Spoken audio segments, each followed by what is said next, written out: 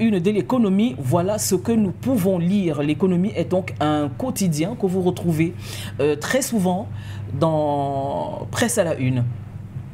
Cameroun, arrêt du financement américain de lutte contre le sida. La décision du président Donald Trump intervient dans un contexte où le pays a enregistré 3 220 nouveaux cas, non, oui, 3 220 nouveaux cas de VIH-Sida en 2024 selon l'Organisation mondiale de la santé.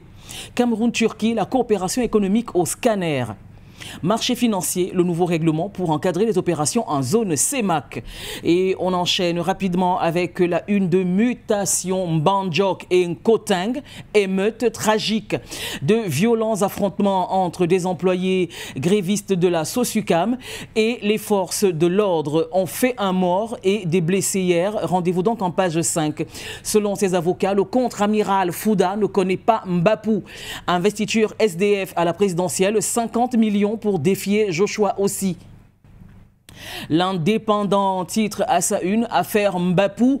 Dans un communiqué de presse valant droit de réponse, le contre-amiral Joseph Fouda, conseiller spécial du président de la République, s'exprime pour la toute première fois à travers le collectif du Conseil constitué pour sa défense dans cette affaire potentiellement explosive pour le régime en place. Le contre-amiral rompt le silence en page 5 et page 7.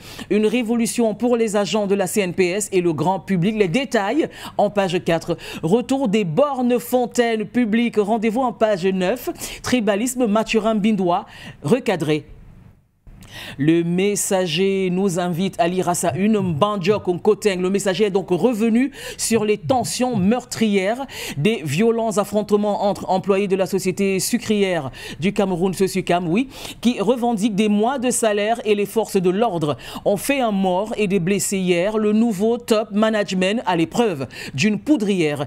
MTN Elite One, AS Fortuna au bord de l'implosion. Kelman corrige le rapport. Vous pourrez donc lire la commission mémoire de cette correction de Kelman en rapport avec le rapport. Alors, quel est le véritable rôle de la France dans la répression des mouvements indépendantistes au Cameroun? La réponse dans le Messager d'aujourd'hui. Le jour se lève à la une de Presse à la une. Tradition, ces inutiles maisons du village, de gros investissements pour peu de services, de plus en plus. Des riches Bamileke n'arrivent pas à jouir de leurs concessions de campagne malgré l'importance des moyens investis pour les bâtir. Fortine est le nouvel équipementier des lions indomptables. Les dépêches de Brazzaville, Mbote donc à toute la communauté brazzavilloise. Présidence de la commission de l'UA, Antananarivo sollicite l'appui de Brazzaville. Togo Presse nous invite à lire à sa une en politique colloque national sur l'œuvre politique du général Gnassingbé Eyadema et son engagement en faveur de la paix. Et on continue donc avec La Nation. On est donc au Bénin à la rencontre des mandants pour le bilan. Si vous voulez de plus amples informations, eh bien, je vous invite à lire La Nation. C'est un quotidien béninois. Actu Niger. Oui, vous avez vu, on a donc passé un cap. On est donc à la une de Actu Niger. Bon, oui, de la Nouvelle Tribune si vous voulez. Oui, la Nouvelle Tribune. On est donc au Bénin. Une réaction trop tard dans un monde trop vieux. Un renforcement sans précédent face aux menaces. Et on enchaîne donc avec Actu Niger. Transport, bientôt la création d'une compagnie aérienne nationale du Niger et une autre de l'alliance de l'AES.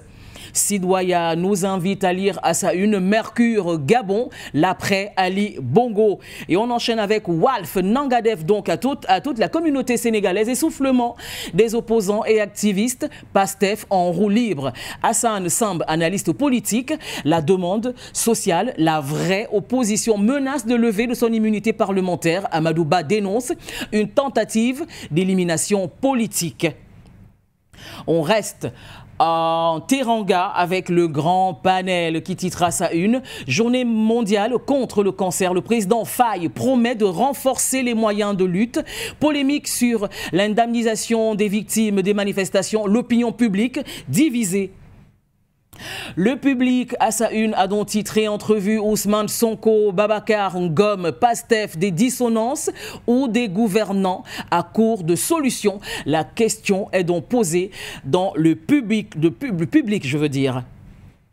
Le Monde numéro 1 attitré à sa une. Le Monde numéro 1 attitré à sa une. On va donc y aller avec les détails. Guerre en RDC, un cessez-le-feu humanitaire du M23 avant un sommet avec Tshisekedi et Kagame, alors que le groupe armé avait déclaré le 30 janvier vouloir continuer la marche de libération jusqu'à Kinshasa. Il a unilatéralement annoncé lundi 3 février un cessez-le-feu humanitaire à compter du lendemain. Voilà donc ce que vous pouvez lire à la une du Monde numéro 1. Le Monde numéro 2 nous invite à lire à sa une. Aux portes de la ville de Goma, sous domination des rebelles du M23, les déplacés regagnent leur village en RDC. Et on termine avec la une du Monde numéro 3. La Zambie table sur son cuivre pour sortir de la crise de la dette. Et Chokran d'avoir regardé donc cette revue de la presse